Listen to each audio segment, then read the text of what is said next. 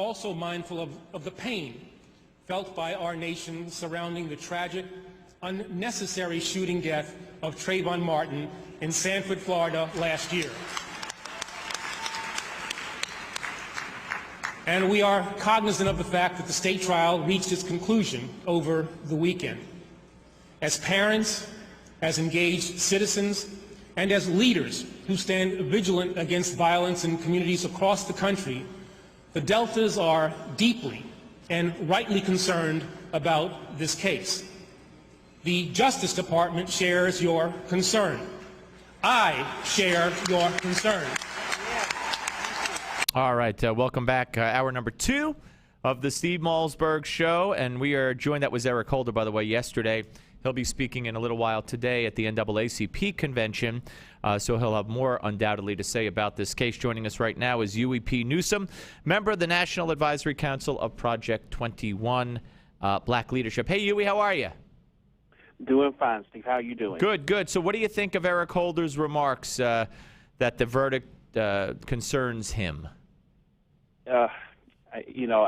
He did say something yesterday in his remarks that I do strongly agree with, but that, the fact that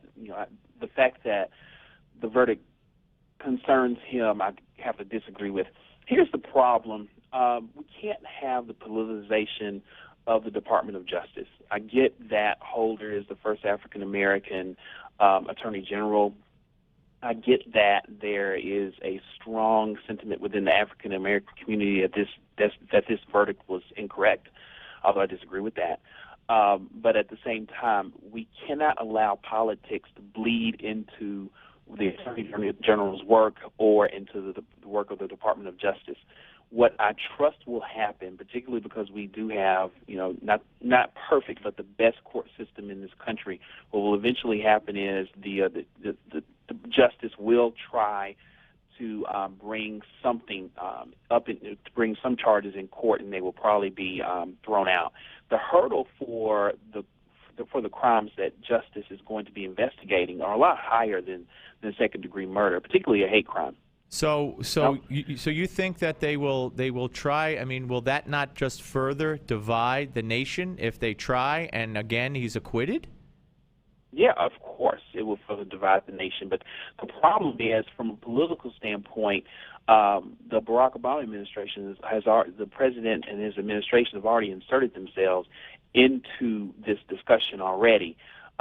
We all know the infamous "if I had a son, he'd look like Trayvon," taking a side in an active investigation and an active case.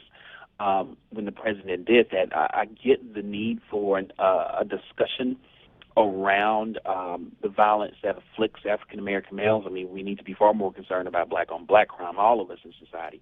So I get that, but I am troubled by the fact that a black male is far more prone to be killed by someone with his skin tone versus the skin tone of someone else.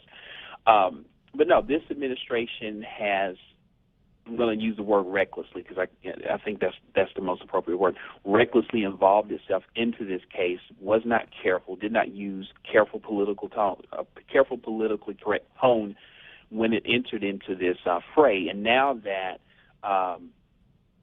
we've gotten into a media-induced frenzy here, we now see that Attorney General Holder, and of course the president's quiet. He really should be if justice is going to be investigating this. But Holder really politically does not have any choice. Someone from the administration has to say something, and when Ben Jealous really forcing the hand of the Attorney General the day before, what do you do? Well, it's funny. I want to go back a minute to Barack Obama when he said, if I had a son, he would look like Trayvon. That's like me saying about something that happens to a young white person in Illinois, and I'm in New York, that if I had a daughter, it would look like Mary, because Mary happened to be white. Trayvon would look nothing like Barack Obama. Is Barack Obama trying to say that because he's black, and if he had a black son, it's almost like saying because I'm black, any son I'd have, we'd all look the same. I mean, it's almost racist in the way he said it, isn't it? It's very presumptive. No, it is troubling. Clearly, what the president was trying to do was to engender some level of political, Yeah, right. But saying that if I had a son, first of all, Barack Obama's half black. Trayvon, I believe, has two black parents, so probably even color-wise, they wouldn't even be exactly the same, let alone look the same. So how could he even? To me, it just smacked of, if a white person had said something like that, it would be terrible. Yeah, if you and I can write a book, and it would be a very long book about hypocrisy. Oh, absolutely, in this country. I go back even further to when Professor Gates got into his tizzy with the Cambridge Police Department. Right, and Obama said, "I don't know what happened, but the police acted stupidly." Yes, I mean that was that's the level of recklessness that he purports in the White House. But the problem with the president is he'll say these reckless things that engender a certain amount of emotions and divide us. But then when it comes to actually doing something to help the plight of African American males, he can do something to help. He refuses. School vouchers, for instance, so that we can get these kids out of dropout factories, so they can learn something and not be stuck in these dropout factories in inner city schools.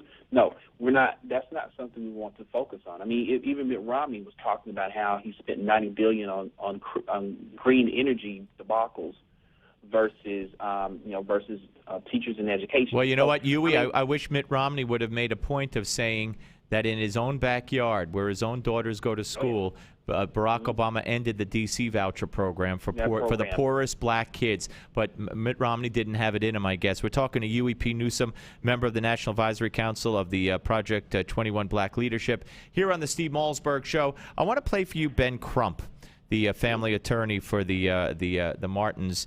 Listen to cut number 14. This morning,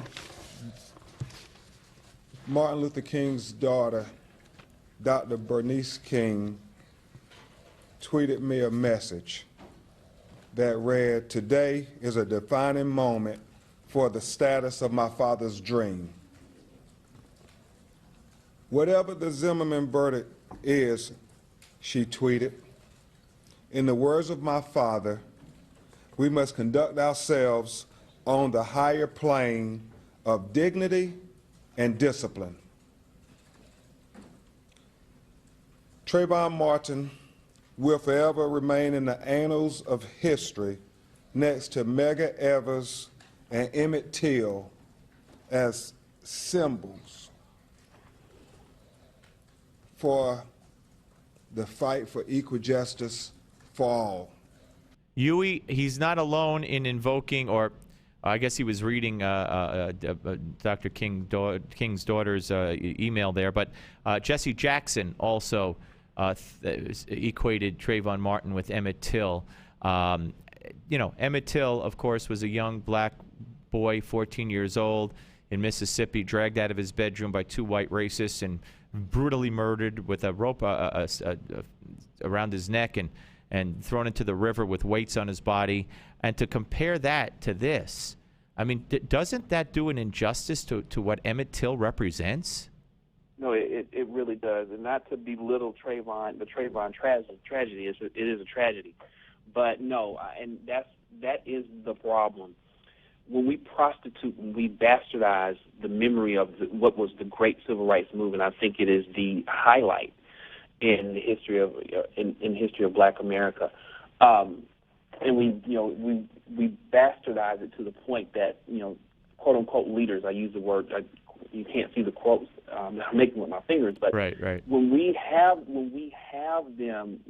those people bastardizing that memory, it does a couple of things. It brings back the pain of yesteryear, and obviously allows them to profit.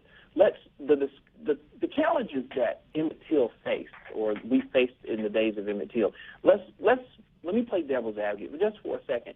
So, the Jesse Jacksons and the Al Sharptons of the world and the Crumps of the world will tell you that the African American male is being hunted down and he's being treated like a violent animal. But this is where I get very, very frustrated. And actually, Eric Holder had an interesting point yesterday. He kind of alluded to this. If it is true that these stereotypes exist, who's causing them? Are there racists in New York or Arkansas or Alabama that's causing this, or is it the entertainment and media that's in this country that profits off of this whole notion of the African American male being someone that's violent, a thug? Why is it that these people can't recognize the negative stereotypes that are being perpetuated by hip hop, by the entertainment industry, it's mainstream. I was doing some research before the show. Back in 2006, you remember that the song that won best song for a movie or whatever the actual Oscar is was 3 6 Mafia. It's Hard Out Here for a Pimp. So you're telling me that in our society, we have allowed the black man to be defined as a thug and a pimp. That's okay. Nobody talks about it. When Don Imus says we're nappy-headed hoes, we get all upset, and then the hypocrisy is not only damaging to us as a society because this is how we are starting to see black male. It's also damaging because too many of our black men are actually internalizing it, and there's a vicious cycle. That's the conversation we need to have. We can't point fingers at the quote-unquote white man. Well, this is a white man's problem. Hughey, also Rachel Gentile yesterday on Piers Morgan giving her history lesson and justification for the use of the N-word. Only she said it. I've been told I could play it, but I feel a little uncomfortable playing it. But basically, what she said was, and CNN did play it with the whole word. She said that in the year 2000, it changed and the N-word became acceptable. But it's the N-word that ends in an A, not the N-word that ends not the N-word that ends in an ER. Crazy. You know what, Steve? I wish you had a time machine, and I wish you could go back to Emmett Till right before he was taken out of his bedroom and killed savagely.